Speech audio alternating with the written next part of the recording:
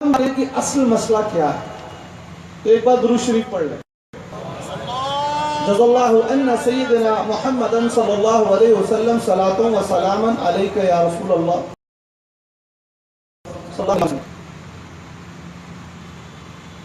मैंने जिस कुरान शरीफ की आयत की तिलावत किया या उच्चारण किया वो शरीफ की 49 चैप्टर की आयत है और इसका तर्जुमा ये है, ए लोगो, ए मानव जाति, तुमको ईश्वर ने एक पुरुष और एक महिला से उत्पन्न किया। क्योंकि मुझे कहा कि शुद्ध हिंदी का भी प्रयोग कीजिएगा, तो यहां इंग्लिश में लिखा है, लेकिन अल्हम्दुलिल्लाह सुम्मा अल्हम्दुलिल्लाह तुमको ईश्वर ने एक पुरुष और एक महिला से उत्पन्न किया और तुमको अलग अलग कबीलों में, मुल्कों में, कस्बों में, ट्राइब्स में, जातियों में बांट दिया ताकि तुम एक दूसरे को जान सको, पहचान सको और तुम में ईश्वर के नजदीक अल्लाह ताला सबसे ऊंचा मर्तबा स्थान रखने वाला वो है जिसके दिल में खुदा की, ईश्वर की, अल्लाह की सबसे ज्यादा खौफ, डर मौजूद है। ये कुरान शरीफ की ऐसी आयत है जो सिर्फ मुसलमानों को संबोधित नहीं कर रही है, सारी मानव जाति को संबोधित कर रही है और उनको याद दिला रही है कि अगर तुम्हारा किसी मसले में मतभेद हो जाए तो तुम बैठकर बात करो। बातचीत करने से एक दूसरे को जानोगे और पहचानोगे। उसी बातचीत के प्रक्रिया का ये हिस्सा है कि आज ये मुनज़्ज़मा फलाहिया की तरफ से ये सेमिनार ऑर्गेनाइज किया गया और अल्लाह के रसूल पैगंबर सल्लल्लाहु अलैहि वसल्लम ने एक हदीस शरीफ में क्या फरमाया, सुनिए इस्लाम की तालीमात, फिर अपनी लेक्चर, अपने खिताब, अपने व्याख्यान का शुभारंभ करूंगा। तो क़ाल रसूलुल्लाह सल्लल्लाहु अलैहि वसल्लम खैरुकुम खैरुकुम लिअहलिही व अना खैरुकुम लिअहली। तुम में सबसे अच्छा वो है जो अपने औरतों के साथ, अपने परिवार वालों के साथ सबसे अच्छा बर्ताव करे। अच्छाई का पैरामीटर क्या फरमाया इस्लाम कि पैगंबर सल्लल्लाहु अलैहि वसल्लम में कि तुम में सबसे अच्छा कौन है जो अपनी औरतों के साथ सबसे अच्छा व्यवहार करे। और आगे फरमाया और मैं सबसे अच्छा हूं कि मैं सबसे अच्छा व्यवहार करता हूं। तो एक बात चाहिए, अगर आज कोई मुसलमान अपनी बीवी को डंडे से मार रहा है, गाली दे रहा है, तो वो इस्लाम की तालीमात पर नहीं चल रहा। ये उसकी as a individual, as a व्यक्ति विशेष उसकी कमी हो सकती है। वो शराबी भी हो सकता है, वो गंदे काम भी कर सकता है, लेकिन इस्लाम में इसकी इजाजत नहीं है। इस बात के बाद हम आगे चलेंगे कि औरत को इस्लाम में क्या मर्तबा है। कुरान मजीद में, मैं अरबी नहीं पढ़ूंगा, वक्त की भी कैद और गैर मुस्लिम हजरात भी तशरीफ लाए, इसलिए तर्जुमा पढ़ूंगा। कुरान मजीद में अल्लाह ताला ने बिल्कुल साफ फरमा दिया और मैं चैलेंज के साथ कह रहा हूं, किसी भी धर्म की दूसरी पुस्तक ने इस तरह से बिल्कुल क्लियर अल्फाज में औरतों को मकाम नहीं दिया। किसी भी धर्म में कहा तुम में जो मर्द हो या औरत हो, जो अच्छे काम करते हैं, करती है, बुरे काम से रुकते हैं या रुकती है, लोगों की मदद करता है या करती है, गंदे कामों से रुकता है या रुकती है, या जहां भी स्त्रीलिंग पुल्लिंग है वहां स्त्रीलिंग भी है, जहां मुज़क्कर का जिक्र है वहां मुअन्नस का जिक्र है, जहां मैस्कुलिन का जिक्र है वहां फेमिनिन का जिक्र फरमाया। तुम बराबरी का कुरान ने बिल्कुल वाज़ेह कर दिया कि औरत किसी मामले में मर्द से कम नहीं है। अगर 100 रुपए गरीब को देने से मर्द को, पुरुष को जितना पुण्य मिलेगा उतना ही पुण्य औरत को मिलेगा। इतने साफ अल्फाज में बराबरी का अल्फाज किसी ने नहीं दिया मजहब में। लेकिन थोड़ा तारीख में चलते हैं। उम्मीद करता हूं कॉलेज के स्टूडेंट्स आए होंगे जिन्होंने बीए हिस्ट्री और जर्नलिज्म किया है। मैं 2 हवाले दे दूं आपको। ये वो लोग हैं जिनको दुनिया आज बुद्धिजीवी मानती है, और इनके बुद्धिजीवी होने में किसी धर्म और जाति और देश की में मतभेद नहीं है। प्लेटो, सब मानते हैं प्लेटो को, सुकरात और अरस्तु, एरिस्टोटल और अफलातून। उर्दू में प्लेटो का जमाना क्या था? If you read college syllabus, he is considered one of the intellectuals of Greek civilization. We are going to talk about Plato and Aristotle. 2 बुद्धिजीवी। आज हमारे यहाँ सबसे बड़ी जो दिक्कत एकेडमिशियन में आ गई है, मैं नॉर्मल लोगों की बात नहीं कर रहा हूं, being a research scholar, academician में दिक्कत ये आ गई है, people are not going to original text, they are resorting to internet to compile their article. Internet से आर्टिकल ले रहे हैं। उसकी गलती क्या हुई? एक साहब ने कह दिया 22 इस्लामिक कंट्री में 3 तलाक बैन है। हमने प्रेस कॉन्फ्रेंस की कहा नाम बताइए साहब, बुलाइए। When you are reporting a news, you should be in position to deliver it. अब वहां तोते उड़ गए। तो आप टीवी पर कुछ भी दिखा दीजिए, एक शख्स जो दिन भर ऑटो चलाता है वो टीवी देखकर आपकी खबर सुन लेगा। लेकिन जब आप एकेडमिक सर्कल में बोलेंगे come on tell us which are those countries, answerless. मैं कोट करूंगा विद रेफरेंस। प्लेटो का जमाना है 430 ईसा पूर्व। सैयदना ईसा बिन मरियम अलैहिस्सलाम से 430 साल पहले के कमोपेश उनकी पैदाइश है। What does Plato write about women? See very attention, quote. Plato writes, it is only males who are created directly by the gods and are given souls. Those who live rightly return to the stars, but those who are cowards are or who lead unrighteous lives may with reason be supported to have changed into the nature of women in the 2nd generation. प्लेटो लिखता है वो मर्द, पुरुष जो है उनको ईश्वर ने direct अपनी आत्मा से पैदा किया, और सिर्फ पुरुष अच्छे काम कर कर सितारों तक पहुंच सकते हैं। महिलाएं, उनका नेचर ही खराब होता है, इसीलिए महिलाओं को अगले जन्म में उन्नति का हक नहीं है। My dear friends, Plato, the one who is considered as the topmost intellectual, he is writing about women. कभी अखबार में लिखा गया कि Plato was against women's right? No. कभी लिखा गया? He is being considered intellectuals. तो आवाम, एक नॉर्मल पब्लिक क्या सोचती है? मैं उसमें लीस्ट इंटरेस्टेड हूं। जो दुख की बात है, हमारे समाज का बुद्धिजीवी वर्ग जो है, शिक्षित वर्ग, वो भी मीडिया के प्रोपेगेंडे में आने लगा। ये सबसे दुख की बात है। अब आइए, प्लेटो के बाद मेरे पास बहुत कोट है, लेकिन हमको वक्त का बहुत ख्याल रखना है क्योंकि बस शुरुआत है। अब आइए, प्लेटो और क्या लिखता है, सुनिए साहब। प्लेटो जी क्या लिखते हैं? It is only men who are complete human beings and can hope for ultimate fulfillment. The best a woman can hope for is to become a man. बोलते हैं एक औरत अगर बहुत ज्यादा तरक्की करेगी तो वो मर्द बनेगी, एक महिला अगर तरक्की करेगी तो क्या बनेगी? पुरुष बनेगी।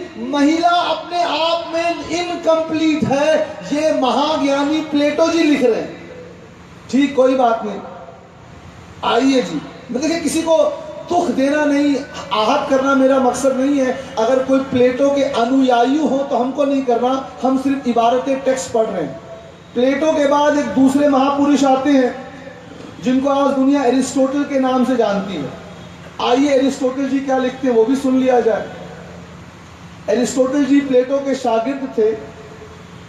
क्या लिखते हैं? किताब का नाम है generation of animals, chapter 1 internet पे मौजूद है for all those who want to download. Respectable Aristotle, he writes, a woman is as it were an infertile male. कहते हैं जिसमें ऊर्जा हो वो मर्द है, और जिन लोगों में ऊर्जा शक्ति नहीं होती है वही औरत होती है। आगे क्या लिखते हैं? It is best for all the tame animals to be ruled by human beings, for this is how they are kept alive. In the same way, the relationship between the male and the female is by nature such that the male is higher, the female lower, that the male rules and the female is ruled. Mister Aristotle कहते हैं जिस तरह जानवरों के ऊपर इंसान कब्जा करता है, हुकूमत चलाता है, उसी तरह नारी के ऊपर पुरुष की हुकूमत चलती है। लेकिन बदनाम कौन? इस्लाम। और क्या लिखते हैं अपनी किताब पोएटिक्स में? वुमेन में भी said to be an inferior man.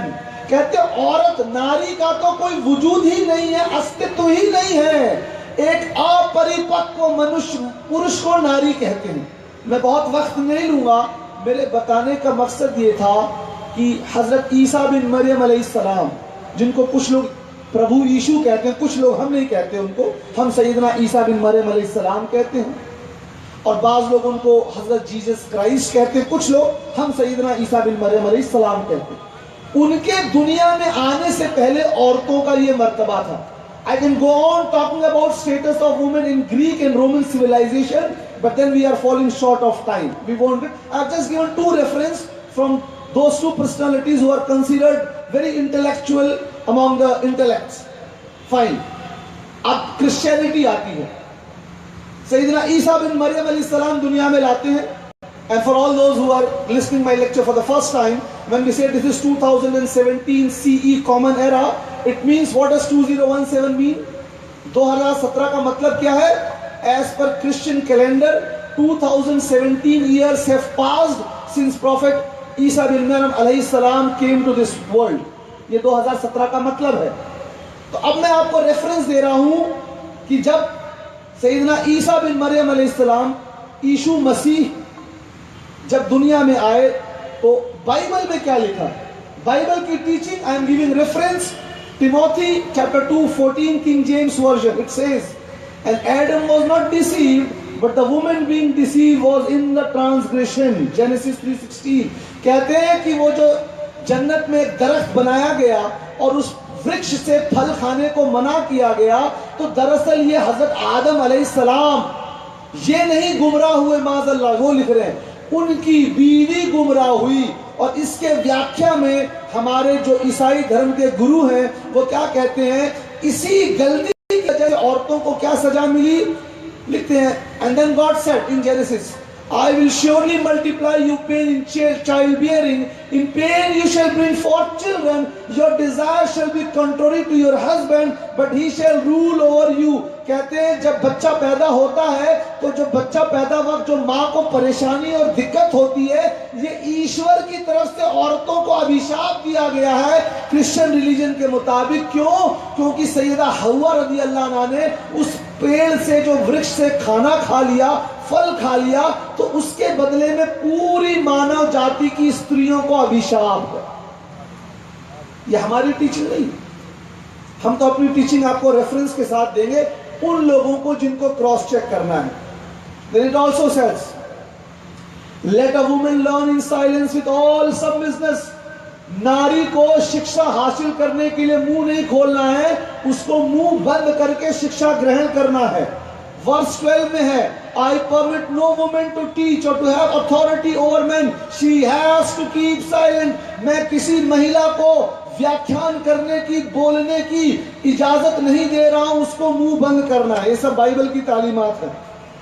लेकिन नहीं, सबसे ज्यादा अगर दिक्कत आज है तो 3 तलाक मुस्लिम महिलाओं की। हम उस पर भी आएंगे। मैं 2011 सेंसस कोट करूंगा, भारतीय सरकार की जनगणना क्या कहती है वो बताऊंगा। मीडिया में क्या दिखा रहे हैं, टीवी में कौन से मौलवी साहब क्या आ रहे हैं, हम वो नहीं जानते। I am going coating text and figures on record, on record. आप इसको क्रॉस चेक कर सकते हैं। अब हम आते हैं हस्बैंड रिलेशन। देखिए भाई, औरत और मर्द को बराबरी का हक मिलना चाहिए, ये बहुत बड़ी डिमांड है ना। हमने कहा आपके नजदीक इक्वालिटी का कॉन्सेप्ट क्या है? आप एक तरफ बोलते हैं वुमेन रिजर्वेशन भी होनी चाहिए बसेस में और ट्रेन में, उनको सॉफ्टर वीकर जेंटलर, वीकर तो नहीं सॉफ्टर जेंडर भी कहते हैं, अच्छी बात है। दूसरी तरफ आप कहते हैं भाई 100 मीटर रेस में या 200 मीटर रेस में उनकी रनिंग टाइमिंग कम होती है। इस फैक्ट को कोई डिनाई नहीं कर सकता। In general women are physically weaker than man, कोई डिनाई नहीं कर सकता, चाहे आप कितने बड़े हों। लेकिन उनका फिजिकली कमजोर होना उनको इंफीरियर नहीं बनाता है। मर्द का ताकतवर हो जाना औरतों से अफजलियत की दलील नहीं है इस्लाम में। हमारे यहां क्या कॉन्सेप्ट है? औरत और मर्द ताला के नजदीक, ईश्वर के नजदीक बराबर है, और हम उसी ईश्वर की उपासना करते हैं जो एक है।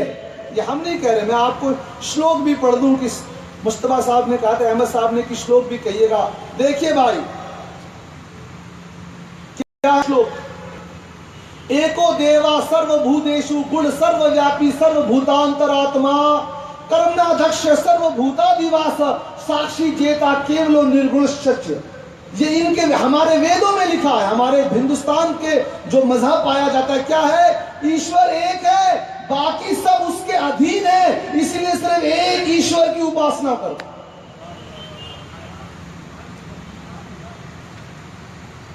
तो इस्लाम में औरत और मर्द का क्या कॉन्सेप्ट है समझ लीजिए।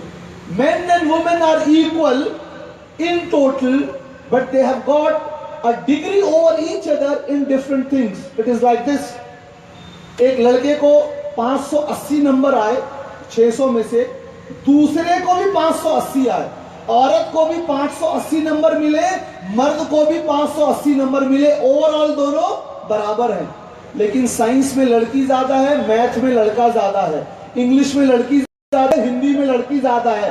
तो डिफरेंट स्कीम में एक दूसरे के ऊपर वो एक दूसरे से ऊपर है, लेकिन ओवरऑल अल्लाह के नजदीक बराबर है। तो औरत का फिजिकली वीक होना उसके इंफीरियर होने की दलील नहीं है। क्यों? औरतों में सब्र मर्द से ज्यादा है ना? तो सब्र के मामले में औरतों से मर्द कमजोर है, लेकिन वो मर्द के कमजोर होने की दलील नहीं है। तो अल्लाह ताला ने, ईश्वर ने, परमेश्वर ने औरतों को कुछ चीजों को नवाजा है, कुछ चीजों को मर्दों से नवाजा है, लेकिन इस्लाम के मुताबिक औरत किसी भी मामले में इंफीरियर नहीं है। ये इस्लाम की ताला। तो कहा जब इंफीरियर नहीं है तो तलाक सिर्फ मर्द ही क्यों दे सकता है? हमने कहा तलाक के ऊपर बाद में आएंगे, पहले एक हदीस बता दूं। बुखारी शरीफ की हदीस, पैगंबर सल्लल्लाहु अलैहि वसल्लम, पैगंबर मोहम्मद सल्लल्लाहु अलैहि वसल्लम ने फरमाया, अल्लाह ताला ने, ईश्वर ने औरतों को पसली की हड्डी से पैदा किया है, रिब बोन से। और अगर तुम रिब बोन को सीधा करने की कोशिश करोगे तो हड्डी टूट जाएगी। जो पसली की हड्डी होती है, your rib bone is slightly curve, if you try to make it straight it will break down. So Allah के रसूल अलैहिस्सलातु तस्लीम said, women had got a similar nature. They are very soft, but they have got some rigidness when it comes to family relationship. So all men, if you want your family to succeed, don't be harsh towards women. ऐ मर्द, अगर तुम चाहते हो कि तुम्हारा घर कामयाब हो जाए तो औरतों के साथ बहुत ज्यादा सख्ती मत करो। लेकिन मीडिया में ये सब बताई नहीं जाएगी। मीडिया वालों की मैं गलती नहीं मानता हूं, मैं गलती मानता हूं वो टीवी में आने वाले हमारे हाफ बेक्ड मौलवी साहब, हाफ बेक्ड। हमारा अव्वल दर्जे का कोई आलिम नहीं आता टीवी डिबेट में। जो बड़े बड़े उलमा यहां बैठे हैं, नहीं तो किसी को पकड़ के ले जाया जाता है। अरे अगर मुझे धर्मशास्त्र सीखना है तो मैं किसी शंकराचार्य चीजें सीखूंगा कि किसी पॉलिटिशियन से सीखूंगा?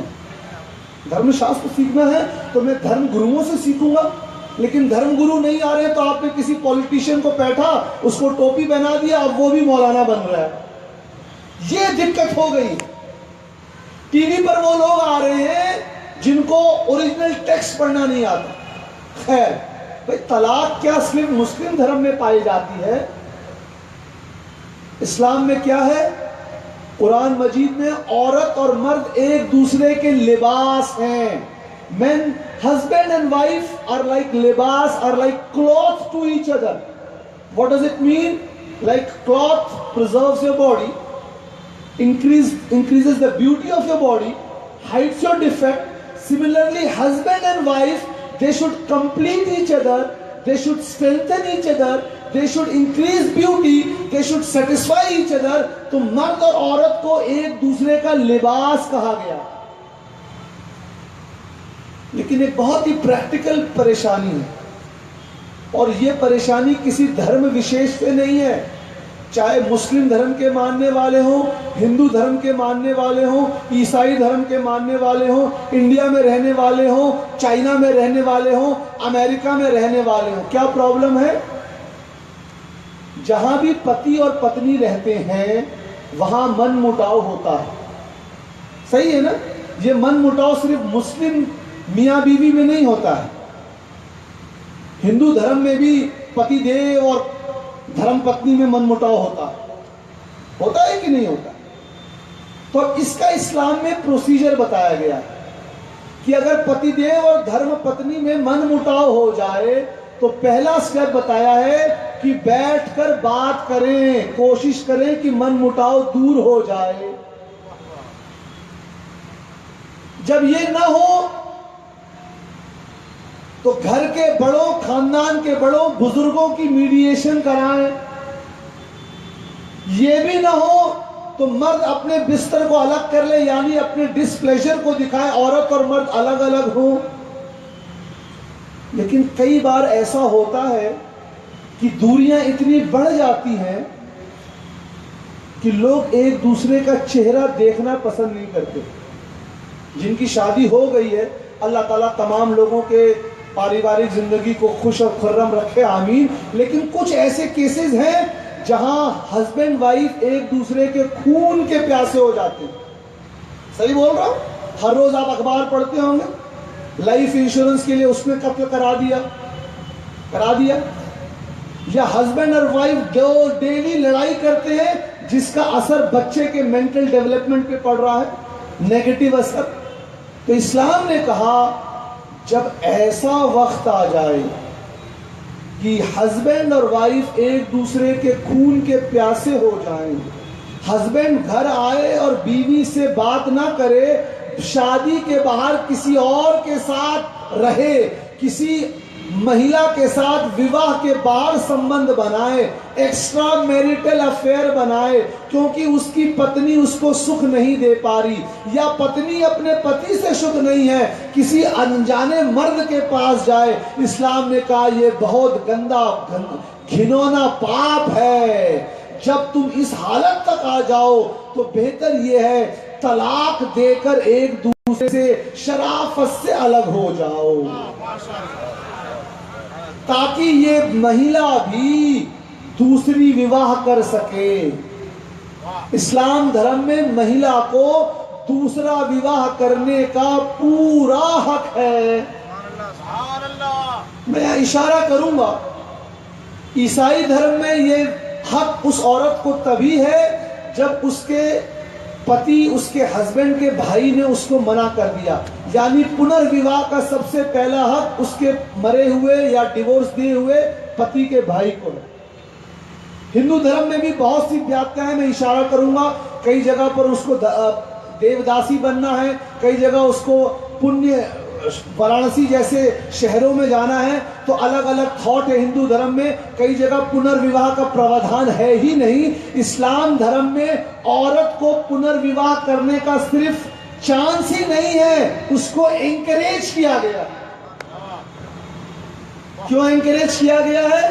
क्योंकि वो रब, वो ईश्वर जिसने हमको बनाया, वो जानता है कि हमारी कमजोरी क्या है और हमारी जरूरत क्या है। वो जानता है कि ये अगर बाहर रहेगा तो गलत काम करेगा। आज सुप्रीम कोर्ट का जजमेंट है 2011 ऑनरेबल सुप्रीम कोर्ट का जजमेंट है, ऑन रिकॉर्ड बता रहा हूं, live in relationship is allowed. Hindustan के सुप्रीम कोर्ट का जजमेंट है, एक औरत और एक मर्द, एक लड़का और एक लड़की बिना शादी करे एक जगह खोली रह के ले सकते हैं, ये कोई जुर्म नहीं है। लेकिन इस्लाम में ये बहुत बड़ा जुर्म है, छोटा नहीं बड़ा। सुप्रीम कोर्ट इसको जायज कह सकती है। हो सकता है बहुत सारे मुसलमान इस गलत काम को कर रहे हो, लेकिन एज ए रिलीजियस स्कॉलर इस्लाम की तालीम यही रहेगी, ये हराम था, ये हराम है, ये हराम रहेगा। सही है? तो इस्लाम ने कहा नहीं, लिविंग रिलेशनशिप अलाउ नहीं है। हस्बैंड वाइफ दुश्मनों का तलाक दे दो। तलाक इस्लाम इसको डिमोट करता है। कितना डिमोट करता है लिख ले, हमारे जो प्रेस के हजरात, रिस्पेक्टेड प्रेस हजरात तशरीफ लाए हैं, pressman. Islam says divorce is the most reprehensible act which Allah सुब्हानहू व तआला हैज अलाउड। अल्लाह ताला ने जितने चीजों को जायज कहा, उनमें अल्लाह जिस चीज से सबसे ज्यादा घृणा करता है वो तलाक है। तो इस्लाम तलाक को प्रमोट नहीं करता है, इस्लाम तलाक को डिस्करेज करता है। लेकिन तलाक एक प्रोविजन है कि खून करने से अच्छा है। वाइफ हस्बैंड को चीट कर रही है, हस्बैंड वाइफ को चीट कर रहा है। हमारे यहाँ जन्म जन्मांतर का रिश्ता नहीं है कि एक बार अब इस जन्म जन्मांतर के रिश्ते में बंध गए। बीवी हर रोज हस्बैंड से लड़ाई कर रही है, हस्बैंड हर रोज बीवी को मार रहा है, तो इस बंधन में नहीं बना होना। बीवी चाहे तो आजाद हो सकती है, शौहर चाहे तो आजाद हो सकता है, लेकिन गलत काम नहीं करना है। तो ये जो डिवोर्स का कॉन्सेप्ट है, ये पूरी दुनिया को इस्लाम ने दिया। हिंदू धर्म में तलाक का कोई कॉन्सेप्ट नहीं है, वहां त्याग का कॉन्सेप्ट है। आप रामायण अगर पढ़ेंगे तो देखेंगे, जब सीता जी को राम जी ने जंगल के लिए भेजा तो अपने भ्राताश्री, छोटे भ्राताश्री लक्ष्मण जी को कहा कि इनको ले जाओ, जंगल में छोड़कर आ जाओ, और फिर जंगल में लव और कुश पैदा हुए। तो हिंदू धर्म में त्याग का कॉन्सेप्ट है। The very concept of divorce was incorporated into Hindu Marriage Law Act in 1955 and 1956. The very concept of divorce is not present in Hindu religion.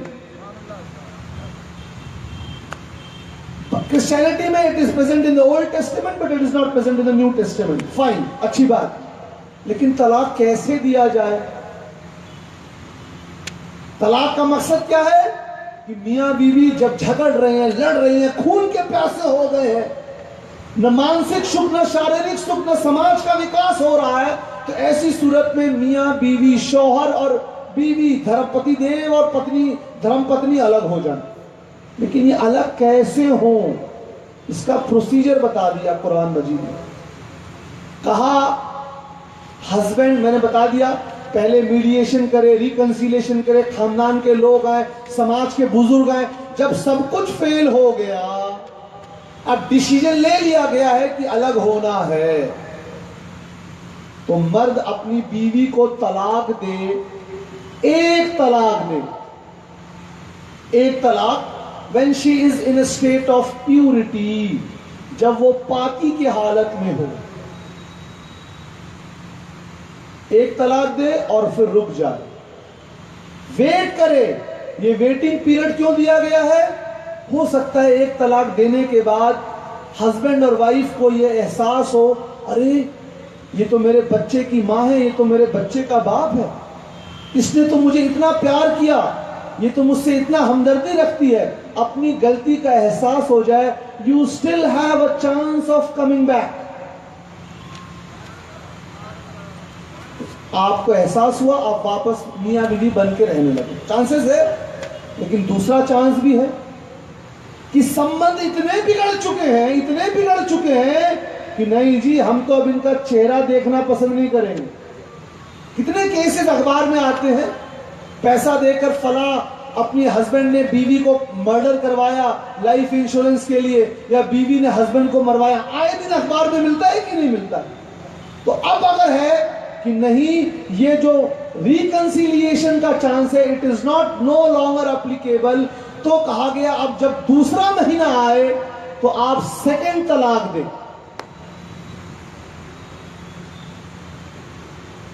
दो तलाक दे दें।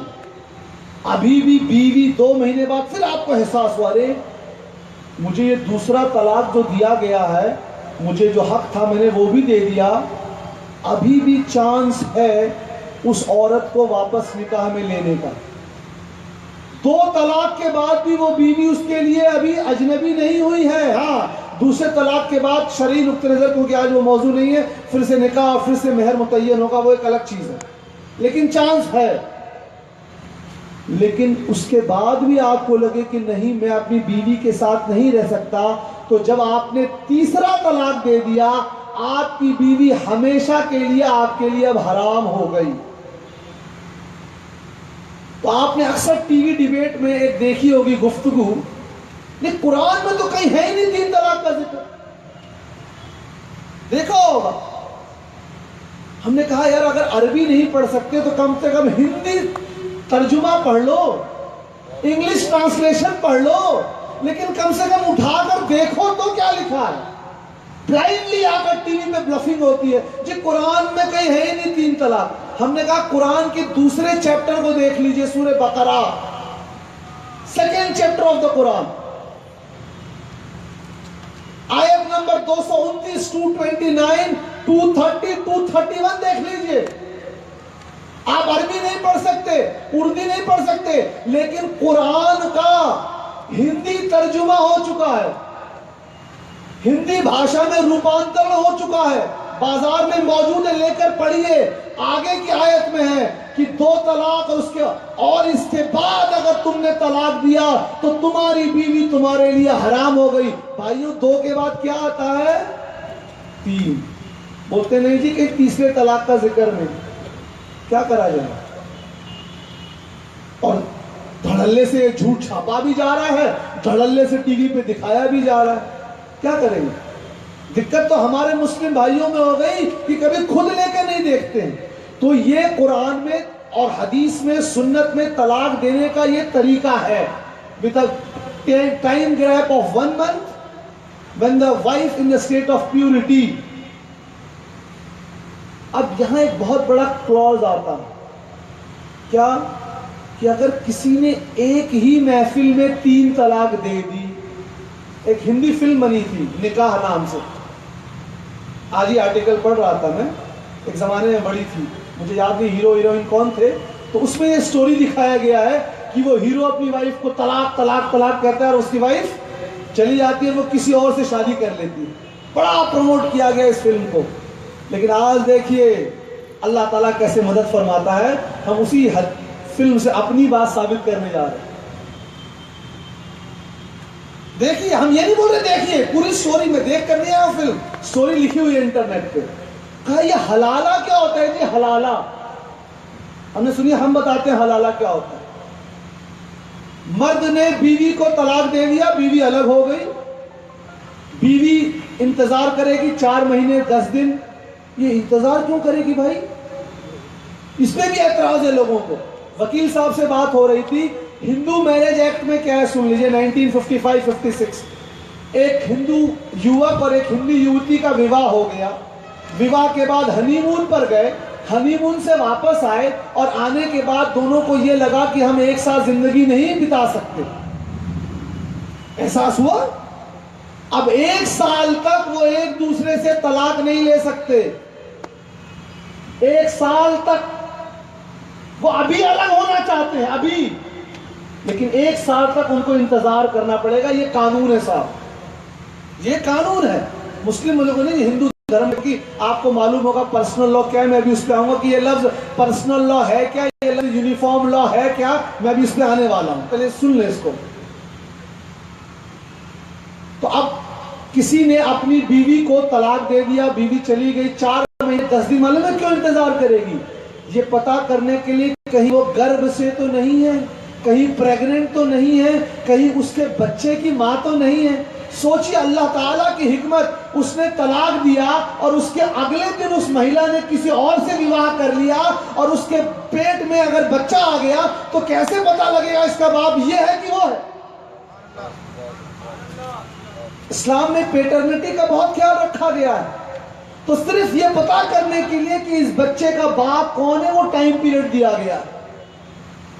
ठीक, अब उसको कोई दूसरा मर्द पसंद आ गया, उसने शादी का पैगाम भेजा, उस औरत की फिर से निकाह हो गया।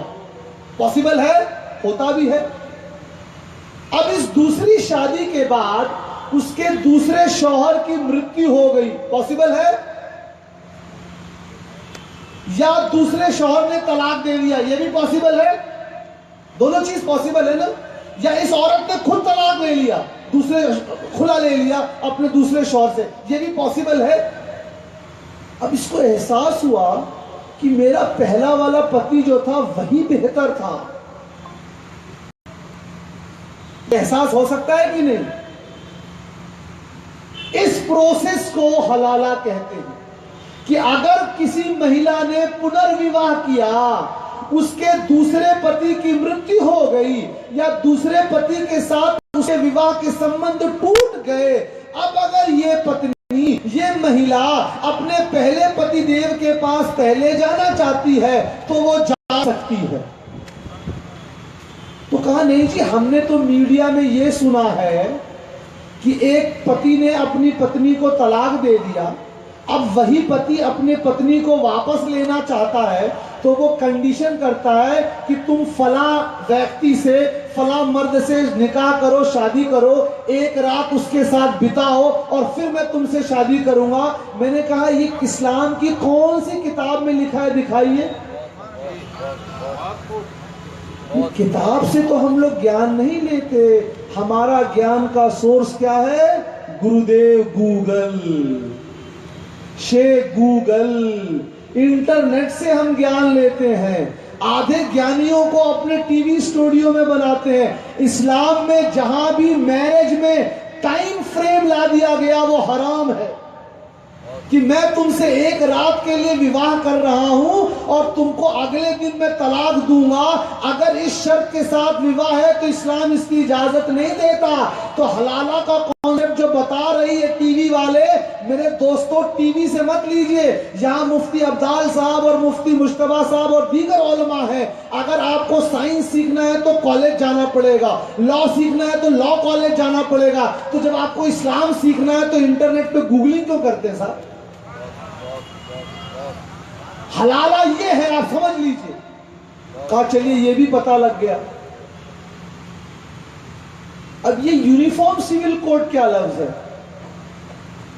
बड़े दुख के साथ नम्र निवेदन करना चाहूंगा और मुझे शुद्ध हिंदी शब्दों के उच्चारण करने में कोई भी परेशानी नहीं होती, ये बता दूं, क्योंकि मुझे कहा गया है कि शुद्ध हिंदी शब्दों का जरूर उच्चारण कीजिएगा। मैंने कहा संस्कृत पढ़ता हूं मैं, अल्हम्दुलिल्लाह, अल्लाह ने इस इल्म से भी नवाजा।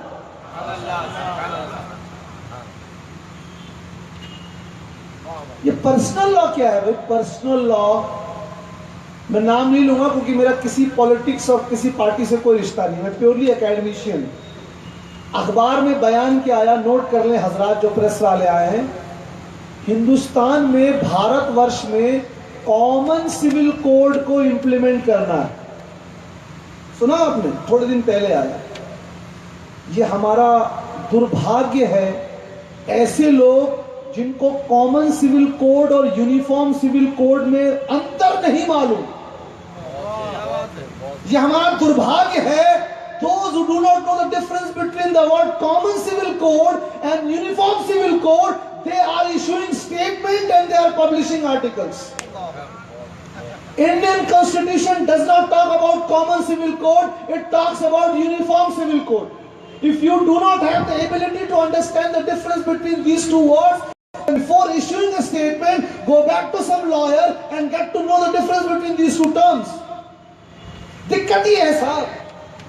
हमने कहा भाई यूनिफॉर्म सिविल कोड और uniform civil, common civil code में फर्क मालूम है? नहीं। लेकिन बयान हम देंगे क्योंकि कवरेज मिलेगा हमको मीडिया से। तो ये यूनिफॉर्म सिविल कोड है क्या, ये आप जान लीजिए। हिंदुस्तान में अंग्रेज यहां पे रहे, अंग्रेजों से पहले यहां कौन थे, किसकी हुकूमत थी? मुगलों की थी। कुछ इलाकों में शिवाजी महाराज की थी, कुछ इलाकों में महाराणा प्रताप की थी, कुछ इलाकों में बाजीराव भोसले की थी, कुछ इलाकों में मुगलों की थी। अलग अलग लोगों की हुकूमत थी। अक्सरियत में मुगलों का कब्जा था। मुगलों के जमाने में इस्लाम धर्म के मानने वालों को इस्लामिक कानून के मुताबिक अपनी जिंदगी बिताने का हक था, और हिंदू धर्म के अनुयायियों को इस्लामी कानून नहीं, शास्त्रिक कानून, हिंदू धर्म के मुताबिक अपनी जिंदगी व्यतीत करने का हक था। दिक्कत आज लोग हिस्ट्री भी नहीं पढ़ रहे हैं, क्या करें, पढ़ना लिखना बंद कर दिया लोगों ने। बाबर का खत पढ़ लीजिए, कहा इस मुल्क में लोग गाय को बड़ी इज्जत से देखते हैं, इसीलिए मैं निर्देश देता हूं गाय को ना मारा जाए। ये बाबर के लेटर में मौजूद है।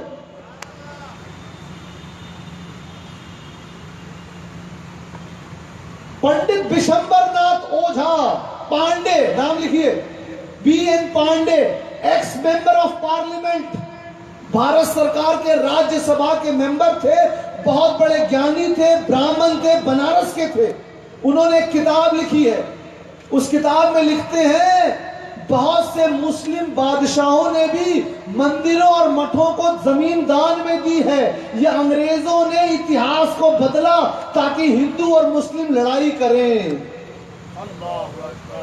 अगर मैं से किसी मुस्लिम इतिहासकार का हवाला देता तो लोग नहीं मानते, इसीलिए मैं भारत के सांसद का हवाला दे रहा हूं, BN Pandey, Bishambarnath Pandey from Banaras, ex member of parliament, Rajya Sabha.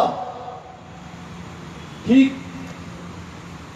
तो मुगलों के जमाने में हिंदू लोग, हिंदू धर्म के मानने वाले हिंदू कानून के तहत थे, इस्लाम धर्म को मानने वाले इस्लाम धर्म के मानने वाले थे। जब अंग्रेजों का कब्जा हुआ तो अंग्रेजों ने क्या कानून बनाया? अब इस्लाम धर्म के क्या रूल थे कि जो चोरी करेगा उसका हाथ काटा जाएगा, जो रेप करेगा, जो जिना करेगा उसको कोड़े की सजा होगी। ये इस्लाम धर्म का कानून है, लेकिन ये नॉन मुस्लिम्स पे एप्लीकेबल नहीं था, ये सिर्फ मुसलमानों पर एप्लीकेबल था। तो हर धर्म के लोगों के लिए उनके धर्म का कानून था। अब जब अंग्रेज आए तो अंग्रेज ने क्या कहा? No, we won't allow these religious law, we will codify our own law. अंग्रेजों ने कहा कि हम एक कानून बनाएंगे सबके लिए, चाहे वो हिंदू हो, चाहे मुस्लिम हो, चाहे सिख हो, चाहे ईसाई हो। तो अगर आपको अपना माल, बिजनेस इंडिया के बाहर एक्सपोर्ट करना है तो अब अंग्रेजों ने कानून बनाए, इतना टैक्स देना पड़ेगा। दो स्टेट के बीच में आपको अपना कितना रेवेन्यू देना है, आप चावल उगाते हैं, आप गेहूं उगाते हैं, तो आप कितना टैक्स देंगे, अंग्रेजों ने कानून बनाया। अगर आपने चोरी की तो क्या सजा मिलेगी, अंग्रेजों ने कानून बनाया।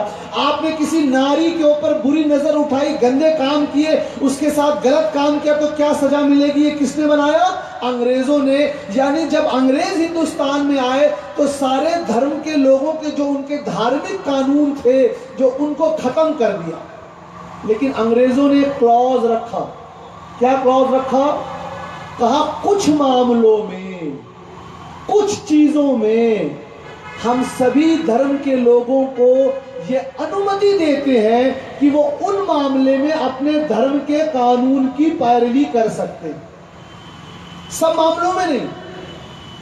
तो कहा वो कौन कौन सी चीजें हैं भाई जिसमें आप कंसेशन दे रहे हैं, रियायत दे रहे हैं?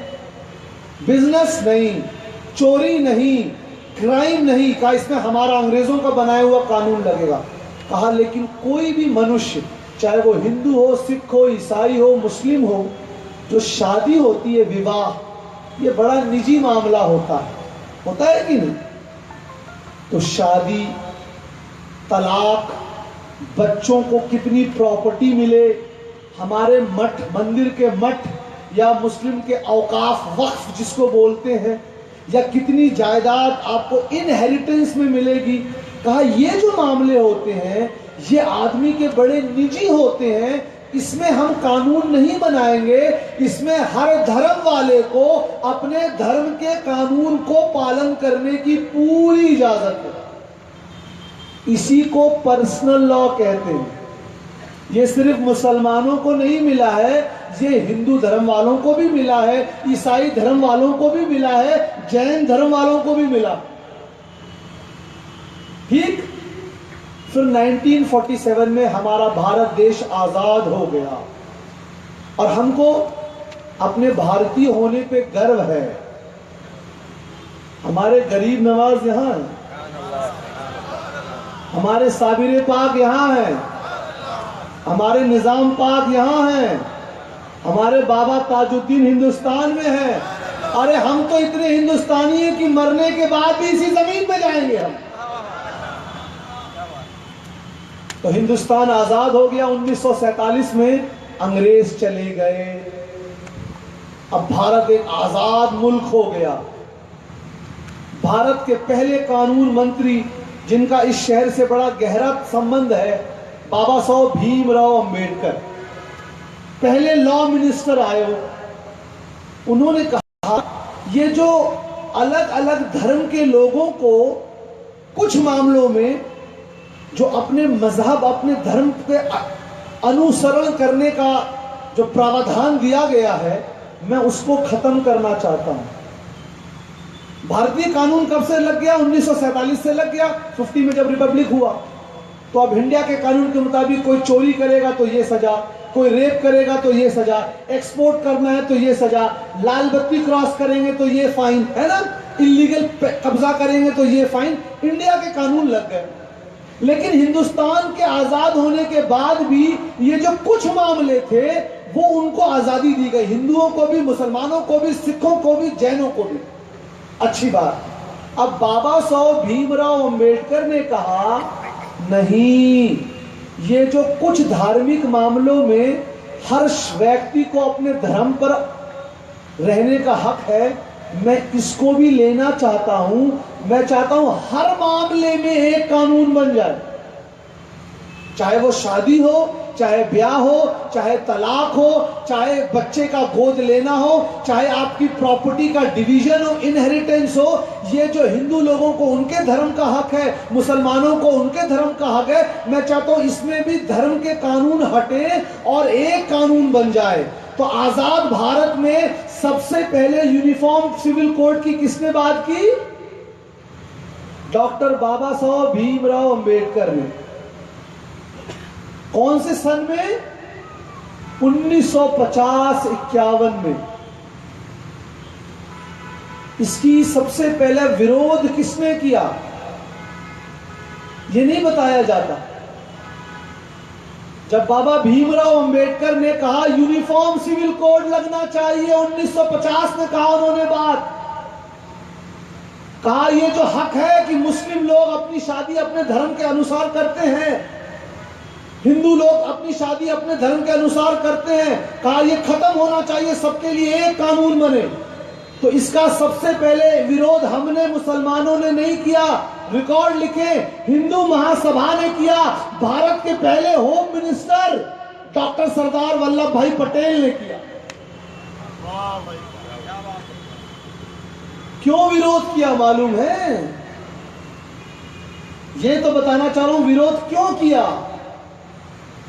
क्योंकि इस्लाम धर्म में पिताजी की प्रॉपर्टी में उनकी सुकन्या यानी बेटी को भी हक है।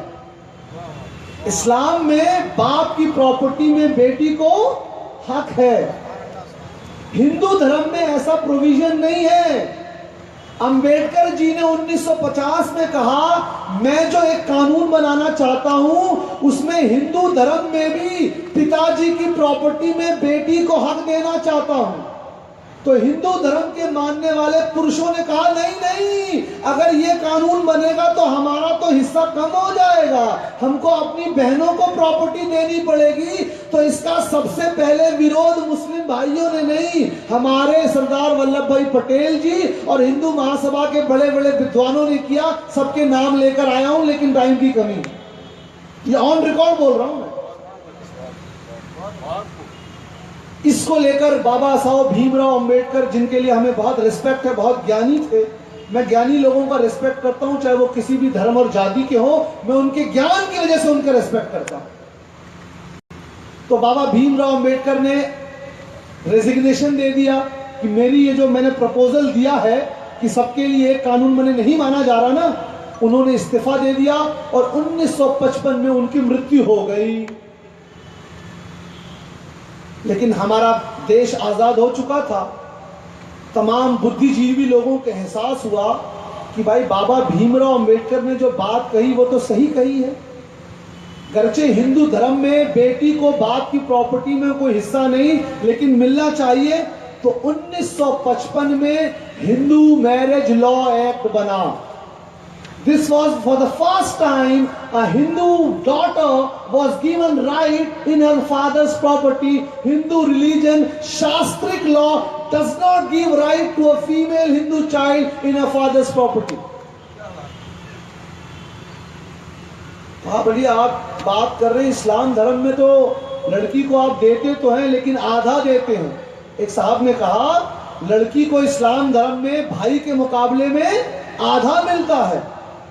हमने कहा कभी आपने सोचा आधा क्यों मिलता है? अगर बाप की प्रॉपर्टी में बेटे को 2 रुपया मिल रहा है तो बेटी को 1 रुपया क्यों मिलता है? जेंडर इक्वलिटी की बात हो रही है। हमने कहा उस रीजन और विजडम है, और वो ये कुरान में ये अल्लाह ताला ने, परम ईश्वर ने इस बात को फर्ज कर दिया है कि मर्द, शौहर, हस्बैंड, पति देव अपने बीवी के खाने पीने रहने का इंतजाम करे।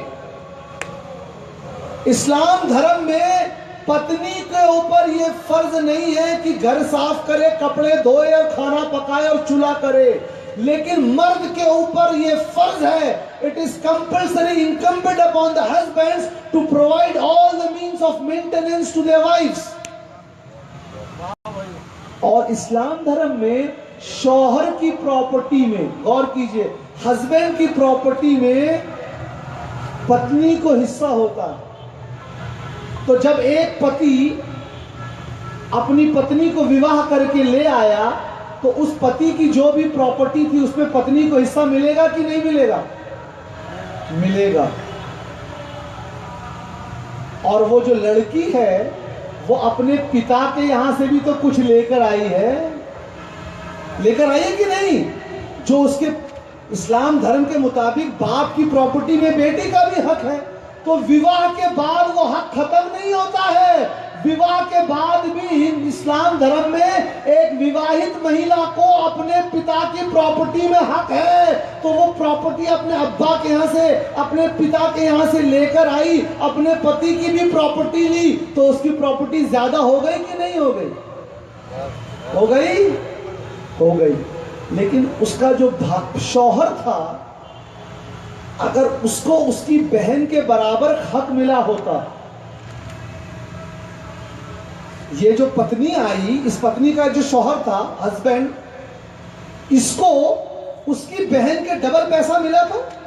अगर बहन के बराबर मिला होता तो ये तो घाटे में चला जाता ना। समझ रहे हैं कि अपनी बहन, उसकी बहन को भी 1 रुपया मिला, इसको भी 1 रुपया मिला। अब इस 1 रुपए में इसको अपनी बीवी को भी देना है कि नहीं देना है? लेकिन उस बीवी को अपनी जायदाद में अपने पति को कुछ नहीं देना। Please take it on record, England में मैरिड वुमेन को सबसे पहले property right was given in 1572। लिख लीजिए, आज जो मुल्क सबसे ज्यादा डेवलप माना जाता है, इंग्लैंड में एक विवाहित महिला को प्रॉपर्टी जायदाद की मिल्कियत का हक 1552 में दिया गया, लेकिन पैगंबर मोहम्मद सल्लल्लाहु अलैहि वसल्लम ने 1400 साल पहले राइट दे दिया। इस आज पॉलिटिकल फ्रीडम की बात हो रही है, वक्त का ख्याल रखना है। कभी औरतों को पॉलिटिकल फ्रीडम नहीं है, औरतों को इकोनॉमिक फ्रीडम नहीं है। आइए दिखाएं इस्लाम में औरतों को क्या इकोनॉमिक फ्रीडम दी है। नोट कीजिए साहब, इंटरनेट और ज्ञानी गूगल जी से ज्ञान लेना बंद कीजिए, टीवी और टॉक शो से ज्ञान लेना बंद कीजिए। उलमा और मुफ्तियान कराम, और उलमा से मुराद उलमा अहले सुन्नत है, उनसे ज्ञान लीजिए। चैप्टर नोट कीजिए, वर्स नंबर 32, अध्याय 4, आयत को आयत ही बोलूंगा, आयत नंबर 32 क्या है? To men is allowed what they earn and to women what they earn। एक पुरुष क्या कमाता है वो पुरुष के लिए है, एक महिला क्या कमाती है उस पे उसके पति का कोई हक नहीं है इस्लाम में। ये 1400 साल पहले दिया गया, इंग्लैंड में 1572 में दिया गया। मैं अभी जा रहा नहीं हूं क्योंकि वक्त की कमी हो गई है, वरना फ्रेंच में क्या दिया गया, हम आएंगे हिंदू लॉ एक्ट में आएंगे। खैर, तो ये बात पता लग गया, कॉमन यूनिफॉर्म सिविल कोड क्या कहते हैं समझ में आ गया कि सारे लोगों के लिए, चाहे वो किसी भी धर्म के हो, सारे मामलों में शादी ब्याह इनहेरिटेंस बच्चे का गोद लेना, अगर एक कानून हो जाए तो उसको यूनिफॉर्म सिविल कोड कहते हैं। और पर्सनल लॉ क्या कहते हैं? इन भिन्न भिन्न धर्म के लोगों को कुछ धार्मिक चीजों में अपने विवाह, अपने तलाक, अपने बच्चे को गोद लेना, अपनी जायदाद को डिस्ट्रीब्यूट करना, इन मामलों में जो हर धर्म के लोगों को उनके इख्तियार दिए गए हैं, इसको पर्सनल लॉ कहते हैं। पर्सनल लॉ सिर्फ मुसलमानों को नहीं मिला, यह हर धर्म के लोगों को मिला है। Article 25 of the Indian constitution says every person has got right to practice and propagate his religion as long as it does not commit obscenity and law and order situation।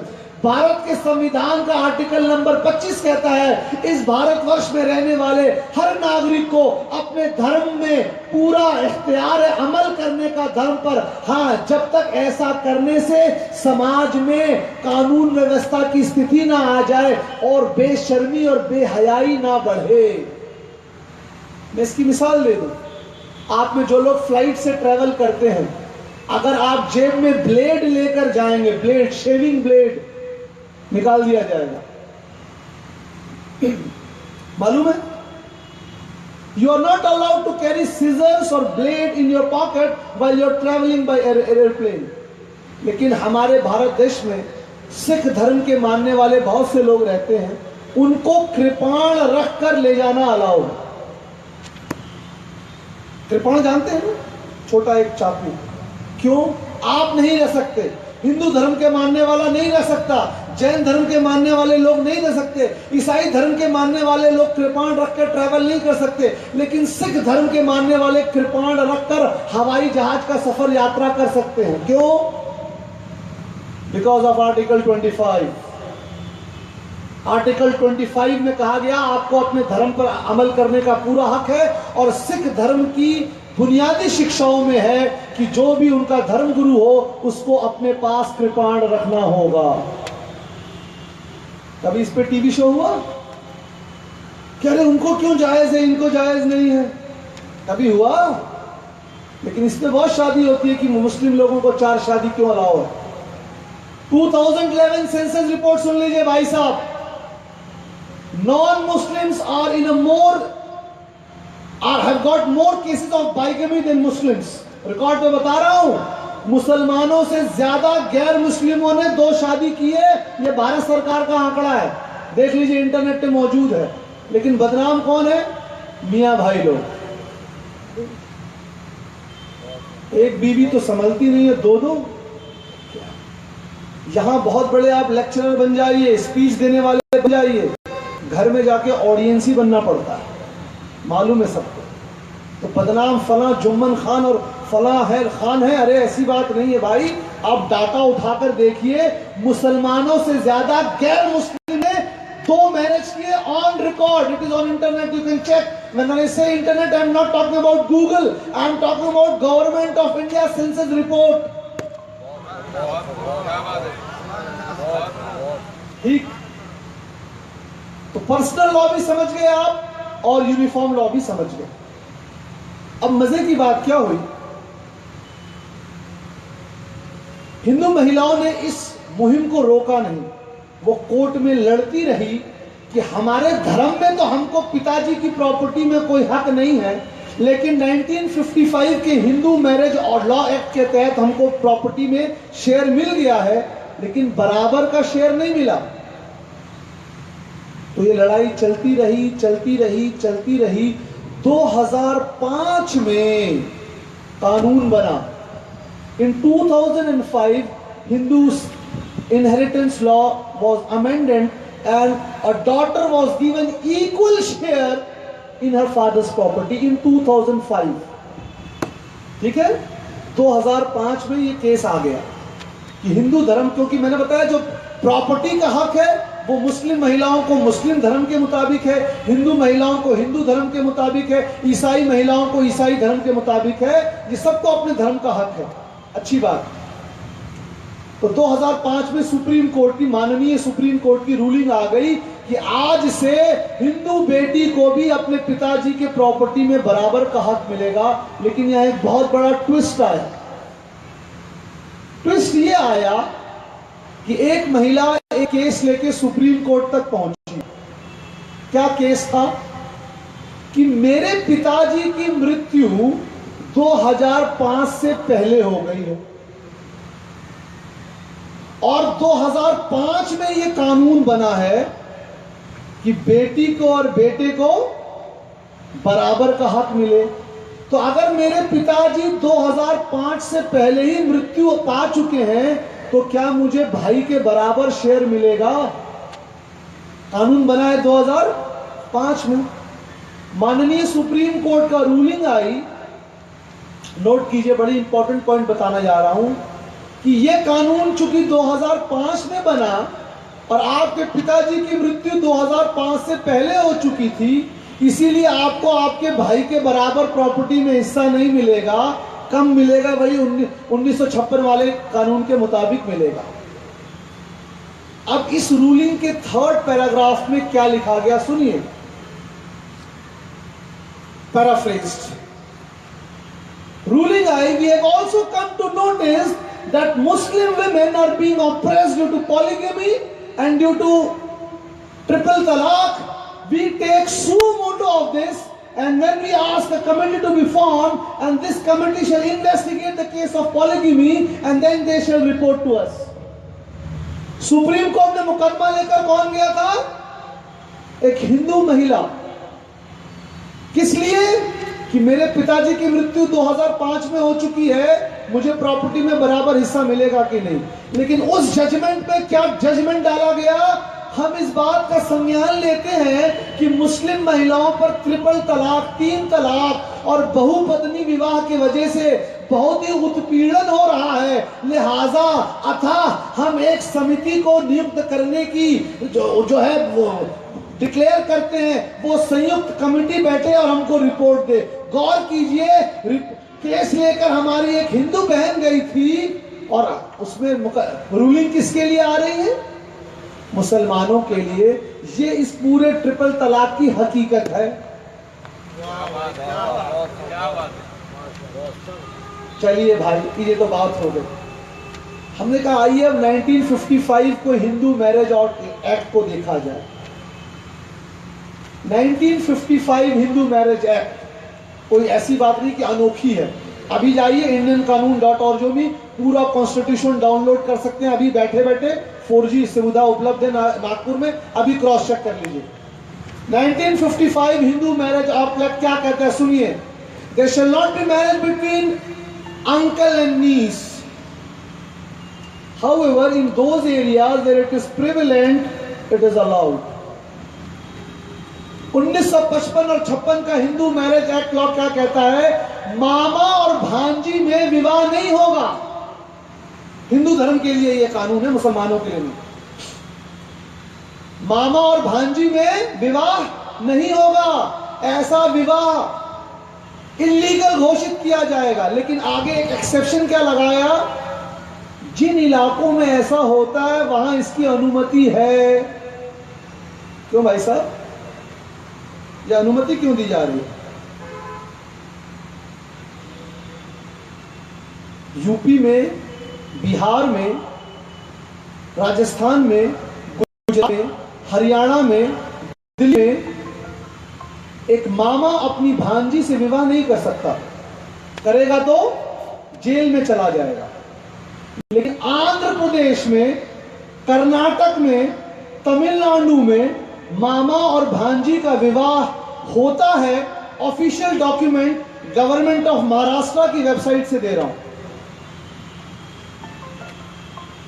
कोई भी चेक कर ले। महाराष्ट्र में एक हिंदू व्यक्ति को पूरी अनुमति है कि अपने भांजी से विवाह करे। तमिलनाडु में है, आंध्र प्रदेश में भी है, लेकिन यूपी बिहार में नहीं है। तो जो लोग यूनिफॉर्म सिविल कोड की बात करते हैं उनसे हाथ जोड़कर हम एक सवाल करना चाहते हैं। आप हिंदू धर्म के लिए तो अब तक एक कानून बना नहीं पाए,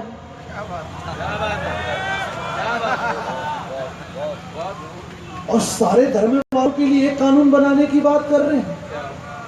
कुरान मजीद में औरतें जब आया करती, हुजूर अलैहिस्सलाम के हाथ पर बैत करती, डायरेक्टली कपड़े के माध्यम से। तो ये political right, Islam was the first religion जिसने औरतों को सियासी इख्तियार दिया कि वो हुजूर पर आकर बैत करती, अपने आप को मुसलमान घोषित करती। यही तो पॉलिटिकल राइट है। अब आइए दूसरा कानून, इसी हिंदू मैरिज लॉ एक्ट 1955 में है, there shall not be marriage between चचेरी बहन एंड ममेरी बहन एंड फुफेरी बहन। चाचा की बेटी से, मामा की बेटी से विवाह नहीं होगा, हिंदू मैरिज एक्ट लॉ है। आगे क्या लगा दिया गया, एक अपवाद, एक्सेप्शन, लेकिन जिन इलाकों में ऐसा होता है वहां इसकी अनुमति है। ये क्यों लगाया गया?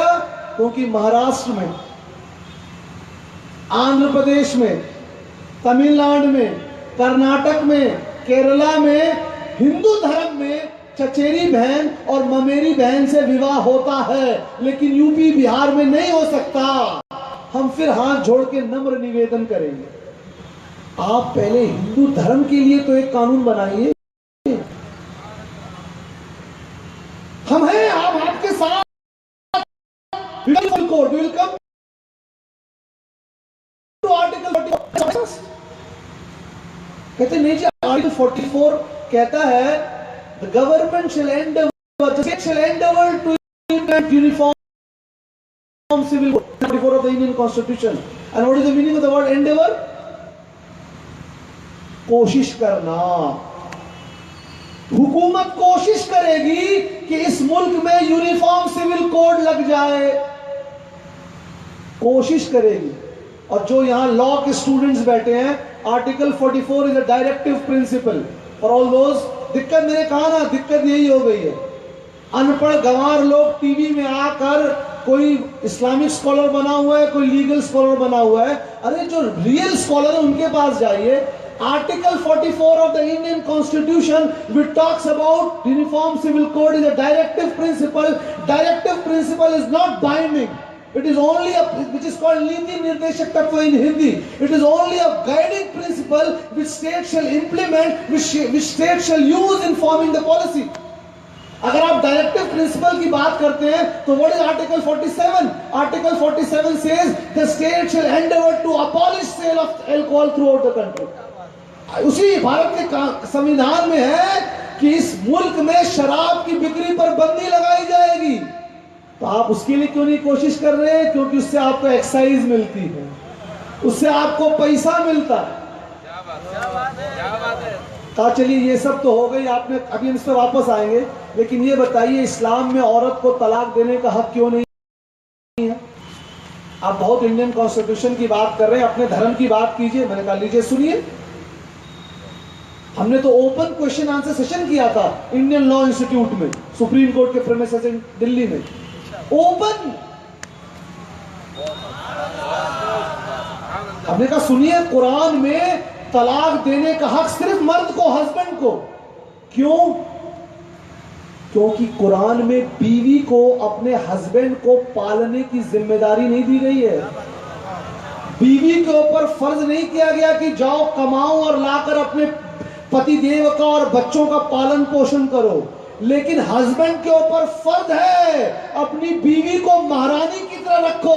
इस्लाम में बीवी को कपड़े धोना, बर्तन धोना फर्ज नहीं है, लेकिन हस्बैंड पे फर्ज है अपनी बीवी को कपड़ा दे, खाना दे। और फिक्ह की किताबों में लिखा है कि अगर ठंडी में विवाह हो रहा है तो गर्म कपड़े भी दे। तो ये जो एक एक्स्ट्रा रिस्पॉन्सिबिलिटी दी गई है, इसकी वजह से तलाक का हक मर्द को दिया गया। लेकिन ये नहीं है, ये भी मीडिया का किया हुआ हाइप है कि औरत को तलाक का हक नहीं है। सुन लीजिए, जो लोग वाकई ज्ञान लेने आए सुन लीजिए, इस्लाम में औरत को 3 तरीके दिए डिवोर्स के। एक खुला है। व्हाट इज खुला? अगर बीवी को लगे कि मेरा शौहर ठीक, उसे कंडीशन है, बहुत जुल्म करता है, नमाज नहीं पढ़ता। बड़े दुख की बात, इस्लाम में जो केसेस बताए गए हैं तलाक के, कि अगर तुम्हारा शौहर शराबी है, नामर्द है, नमाज नहीं पढ़ता, गंदे काम करता है, तो बीवी को तलाक लेने का खुला का पूरा हक। उसी तरह मर्द को कहा गया अगर तुम्हारी बीवी अच्छी नहीं है, नमाज नहीं पढ़ती, तो तुम उसको तलाक दे सकते हो। लेकिन हमारे समाज में इतनी बुराई आ गई है कि आज लोग तलाक क्यों दे रहे हैं? जहेज नहीं मिला तो तलाक दे रहे हैं, किसी दूसरी औरत से ताल्लुक हो गया तो तलाक दे रहे हैं। ये मुस्लिम मर्दों की परेशानी है, इस्लाम ने इसकी इजाजत नहीं दी है। मैं फिर एक मिसाल देना चाहता हूं। इस्लाम में तलाक को सबसे बुरी चीज कहा गया। पैगंबर मोहम्मद सल्लल्लाहु अलैहि वसल्लम ने क्या फरमाया?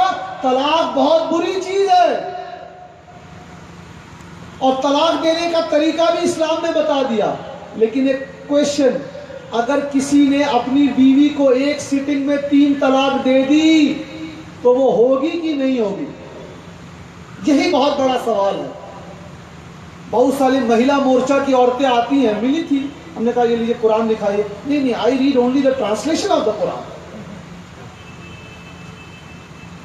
आप महिला मोर्चा, मुस्लिम महिला मोर्चा की प्रेसिडेंट बनी हुई है, you can not read the basic text. क्या है साहब? अंधी नगरी चौपट राजा, आप किताब नहीं पढ़ सकते, स्कॉलर बन के बैठी हुई है, ये क्या है? मैं बताऊंगा ये लोग कौन है, पूरा बताऊंगा। मुस्लिम महिला मोर्चा और all India Muslim women personal law सब बताऊंगा, अल्लाह करे वक्त रहे। सुनिए गौर से, इस्लाम में एक मजलिस में 3 तलाक देना जायज नहीं है। It is not allowed to utter 3 तलाक इन वन सिटिंग। और हनफी, शाफई, मालिकी, हम्बली चारों फिक्र में है, it is disliked, it is haram, it is not allowed to give 3 तलाक in one sitting। अब अगर माननीय सुप्रीम कोर्ट का ये जजमेंट आएगा कि गिविंग 3 तलाक in one sitting is unconstitutional, तो हमारे लिए कोई घबराने की बात नहीं है। हमारी किताब में पहले ही लिखा हुआ है, कोई घबराने की बात नहीं है। लेकिन इसके आगे का जो क्लॉज है कि ये देना जायज नहीं है, लेकिन अगर कोई देगा तो बीवी उसकी निकल जाएगी। यही Hanafi, Maliki, Shafi, Hanbali 4 school of thought का यही रूलिंग है। और बड़े दुख की बात, मेरे पास सुप्रीम कोर्ट के प्रीवियस जजमेंट्स में लेकर आया हूं, वक्त नहीं मैं पढ़ता। पहले जो सुप्रीम कोर्ट के जजमेंट आते थे वो मोमिनल लॉ को कहते हैं, तो they used to say as per Hanafi law, as per Shafi law. अब people are talking about as per Quran. As per Quran, it is not stated in Quran, so it is not allowed. The very basic kalima of Islam, La ilaha illallah Muhammadur Rasulullah, is not found in Quran. अब क्या करेंगे? आजकल एक फितना आया है और उलमा की तवज्जो चाहूंगा, इसी फितने को अहले कुरान कहते हैं। हुजूर की सुन्नतों का इनकार, कि जो चीज कुरान में नहीं है हम उसको नहीं मानेंगे। कुरान में तो ला इलाहा इल्लल्लाह मुहम्मदुर रसूलुल्लाह एक साथ एक स्टेटमेंट में कहीं नहीं है। अब क्या करेंगे? तो उलमा की जिम्मेदारी है कि इस पर तवज्जो दे, सेमिनार करें। तो किसी ने एक साथ 3 तलाक दिया तो देना नाजायज, इट इज नॉट अलाउड। लेकिन द बीवी will go outside the marriage relation. कहा साहब ये कैसे होता है? इसकी दो मिसाल दूंगा। एक मिसाल जो सबको समझ में आएगी, दोनों सबको समझ में आएगी इंशाअल्लाह। मैं चाकू लेकर आया बाजार से फल काटने के लिए कि आम काट के खाऊंगा, चाकू खरीद के लाया, लेकिन मैंने उस चाकू से किसी के ऊपर अटैक कर दिया तो पुलिस मुझे पकड़ेगी कि नहीं पकड़ेगी? पकड़ेगी ना। वो नहीं जी मुझे मत पकड़िए, मैं तो चाकू लेकर आया था आम काटने के लिए, मुझे मत पकड़िए। तो पुलिस क्या बोलेगी? बोलेगी अरे बेवकूफ, तुम लाए तो उस लिए थे लेकिन किया क्या? उसी तरह 3 तलाक देना जायज नहीं है, लेकिन कोई देगा तो all 4 school of Islamic jurisprudence. और एक साहब ने, हनफी शाफई मालिकी हमली, एक साहब ने कहा उनके यहाँ ये बीवी चली जाएगी। कहा ये कैसे होता है साहब, हमको यही चीज समझ में नहीं आती कि एक चीज अगर नाजायज है तो उसका इफेक्ट जायज कैसे हो जाएगा। मैं वल्लाह बता रहा हूं आपको, मैं ये बार बार ये चाकू वाली मिसाल दिया करता था, वल्लाह बता रहा हूं मैं, लेकिन दुआ करता था या अल्लाह मुझे कोई ऐसा उदाहरण बता दे, कोई ऐसा एग्जाम्पल बता दे जो मैं इस बात को इससे भी अच्छी तरीके से समझा सकूं। और आज असर बाद अल्लाह बता रहा, अल्लाह बता रहा हूं मुफ्ती साहब, आज असर बाद वो जवाब मुझे मिला और मैं जवाब ऐसा दूंगा कि हर आदमी उसको क्रॉस चेक कर सकता है, हिंदू हो या मुस्लिम हो, क्योंकि इंडियन कॉन्स्टिट्यूशन से मैं जवाब लेकर आया हूं।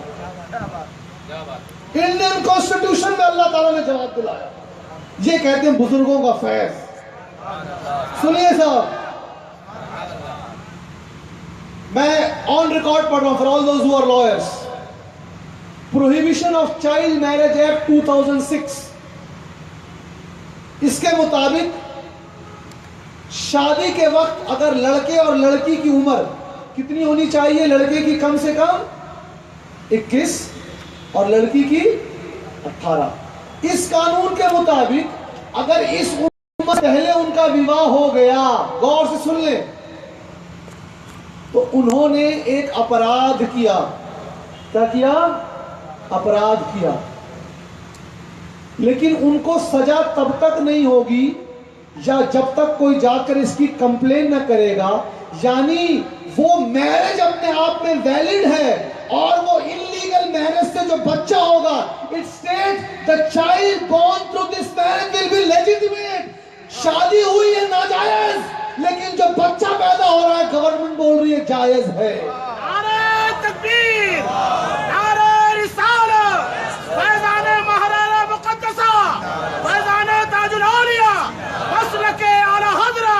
ये कैसे हो गया साहब? ये कैसे हो गया?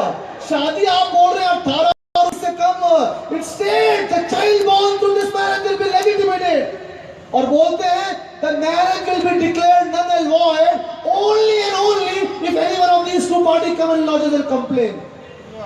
अगर वो कंप्लेन लॉन्च नहीं करेंगे तो this marriage will not be null and void.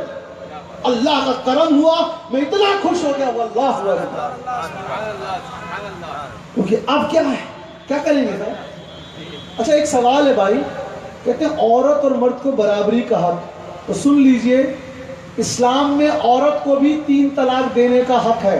जो हमारे नॉन मुस्लिम देशवासी आए हैं उनसे हाथ जोड़कर विनम्र निवेदन करूंगा, इसको आप सुन ले, ये अक्सर लोगों को मालूम नहीं होता है।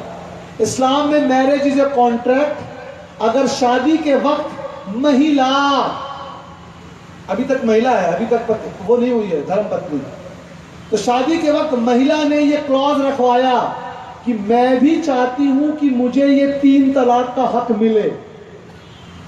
अक्सर नॉन मुस्लिम लोगों को ये बात मालूम नहीं है। मैं बता रहा हूं फिर से, गौर से सुनिए। इस्लाम में marriage is a contract. Contract के वक्त अगर होने वाली बीवी ने ये शर्त रखवा दिया कि जो तुमको, ए मेरे पतिदेव, जो तुमको 3 तलाक का हक है ना, मैं चाहती हूं मुझे भी ये 3 तलाक का हक मिले, और उसके शौहर ने इस टर्म एंड कंडीशन को एक्सेप्ट कर लिया, तो जिस तरह मर्द 3 तलाक देकर आजाद हो सकता है, अब ये औरत भी 3 तलाक दे सकती है। आजकल खबरें मीडिया में आ रही हैं, क्या फला औरत ने एक गैर मुस्लिम पुरुष से शादी कर ली क्योंकि वो 3 तलाक से बड़ा परेशान थी। मैं आपको बता दूं, ये सब धांधली खबर है। क्यों मैं बता रहा हूं? इस्लाम में एक छोटा फिरका है जिसको अहले हदीस कहते हैं, सलफी। उनके नजदीक 3 तलाक एक ही होता है। 3 तलाक। तो जिन औरतों को ये 3 तलाक से दिक्कत थी वो तो सलफी बनती पहले। सही बोल रहा हूं कि नहीं? कम से कम इस्लाम में तो रहती। तो पता लग गया, इस तरह की खबरों को मत लाएं। हम लोग भी आटा दाल चावल खाते हैं, हमको भी अल्लाह ताला ने दिमाग दिया है। अगर आप कह रहे हैं कि हम 3 तलाक से बड़े उत्पीड़ित हैं, आप इस्लाम में रहकर भी 3 को एक, अगरचे आप उसको मेजॉरिटी व्यू नहीं मानते हैं, गलत मानते हैं, अलग बात है, लेकिन आप कम से कम इस्लाम में तो रहती। जाहिरी तौर पर आपके ऊपर फतवा कुफ्र का तो ना लगता, लेकिन ये मीडिया में जाकर ऐलान करना, उसी तरह टीवी पर औरतों को लाया जाता है। नहीं, मैं ये 3 तलाक से बहुत पीड़ित थी, इसीलिए मैं जो है आ रहा हूं। अरे भाई, नजीब नाम का एक लड़का है जवाहरलाल नेहरू यूनिवर्सिटी का, पिछले 1 साल से गायब है। कभी उसकी माँ को भी टीवी पे ले आओ। वो भी मुस्लिम महिला है भाई साहब। बहुत से मुस्लिम नौजवान हैं जिनकी माओ और भाइयों को जो है घायल हुए हैं, शहीद हुए हैं, उनकी माँ बहनों को भी कभी टीवी पे लाओ। बहुत से मुस्लिम औरतें हैं जिनके शौहर शराब पी पी के गलत काम कर रहे हैं, उन मुस्लिम औरतों को भी तो लाया जाए। आइए फिर महिला और पुरुष की बराबरी की बात की जाए तो सुन लीजिए, इस्लाम में भी औरत 3 तलाक दे सकती है, वो खुला ले सकती है और निकाह फस्ख भी इख्तियार कर, तलाक फस्ख भी इख्तियार कर सकती है। आइए भाई, औरतों की बराबरी का एक ऐसा केस दूंगा आपको कि आप लोग दंग रह जाएंगे। गोवा का नाम है सब, गोवा का कानून क्या है सुनिए। गोवा का, भारत सरकार, हमारा देश भारत का एक स्टेट है गोवा। तो गोवा का कानून है कि आपके विवाह के उपरांत अगर 25 वर्ष तक आपको सिर्फ बालिका हो रही है, आपकी पत्नी सिर्फ बालिका की उत्पत्ति कर रही है, बालिका को जन्म दे रही है, तो बालक की प्राप्ति के लिए आपको दूसरा विवाह करने का अधिकार है। ये मुस्लिम्स के लिए नहीं, सिर्फ नॉन मुस्लिम्स के लिए कानून है। तो गोवा में जो हिंदू धर्म को मानने वाले लोग हैं, उनकी पत्नी विवाह के बाद अगर बेटी पैदा कर रही है तो बेटा हासिल करने के लिए वो दूसरी शादी कर सकता है। भाई, ये बराबरी वाली बात क्यों हो गई? क्या बेटी पढ़ाओ और बेटी बचाओ का स्लोगन है? तो बेटी को आप अभिशाप मान रहे हैं, तभी तो दूसरी शादी का हक दे रहे हैं। और जो लोग साइंस के स्टूडेंट हैं, साइंस के एतबार से कितना गलत है। Men have got X and Y chromosome, women have got X and X chromosome. So whether the child is male or female is depend on the male chromosome, not on the female. क्या कहा? साइंसी एतबार से भी गलती है, तो बराबरी कीजिए। अब मैं आपको एक बहुत बड़ा हवाला देने जा रहा हूं, सुनिए साहब। इंडिया का सबसे बड़ा स्टेट उत्तर प्रदेश, उत्तर प्रदेश में औरतों को क्या हक मिला है सुन लीजिए साहब। उत्तर प्रदेश में 1950 का भूमि सुधार आंदोलन एक्ट, इस एक्ट के मुताबिक सिर्फ लड़कों और मर्दों को भूमि का अधिकार मिलेगा।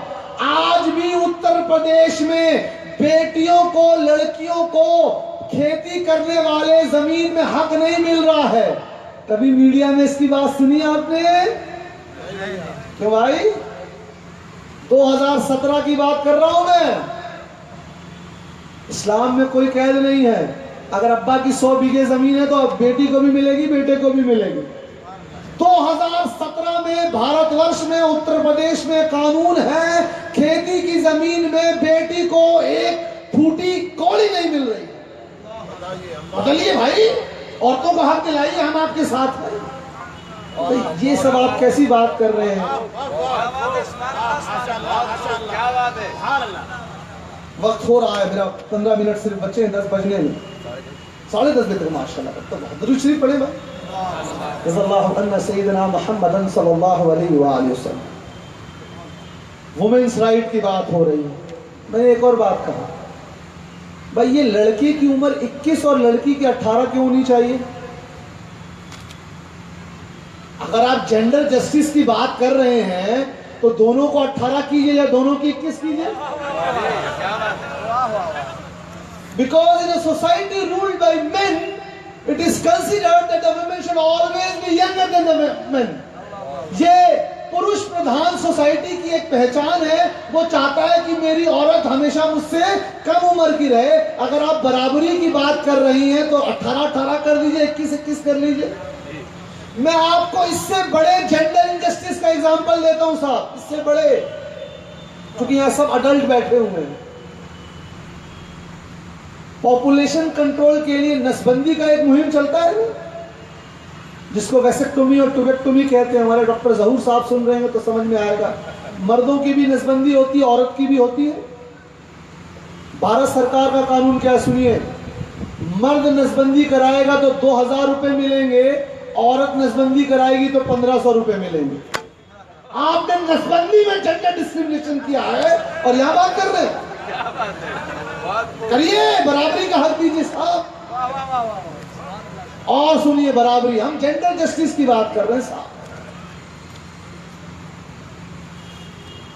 एक शादीशुदा हिंदू विवाहिता, ठीक, हिंदू विवाहिता अगर वो सिख बन गई, भारतवर्ष में सबको अपना धर्म चुनने का अधिकार है ना। एक विवाहिता हिंदू महिला सिख धर्म को चली गई या बुद्ध धर्म को चली गई या जैन धर्म को चली गई, तो उसका जो अपना पारिवारिक हक है ना वो खत्म नहीं होगा। जो उसका इनहेरिटेंस है जायदाद में। लेकिन ये विवाहिता, हिंदू विवाहिता, अगर वो इस्लाम धर्म को कबूल करती है या ईसाई धर्म को कबूल करती है तो उसके सारे हक चले जाएंगे। ये कौन सा जस्टिस है साहब? ये हमको भी बताइए कौन सा जस्टिस है। दूसरा सुनिए, अडॉप्शन लॉ, गोद लेना। If the husband wants to give his child in adoption to someone else, he needs to consent his wife. मियाँ बीवी है, चाहते हैं कि हम अपना बच्चा किसी को गोद लेने के लिए दे दें, ठीक है। तो अगर उसकी बीवी ने इस्लाम धर्म कबूल